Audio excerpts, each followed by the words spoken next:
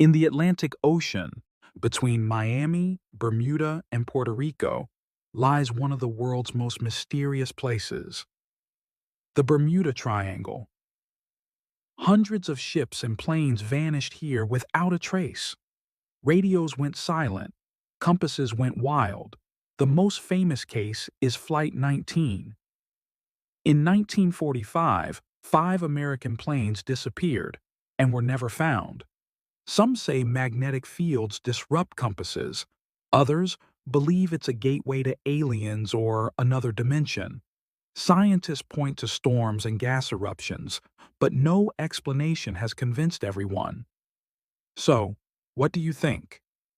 Is the Bermuda Triangle a supernatural curse or an unsolved force of nature? Share your thoughts in the comments and don't forget to subscribe.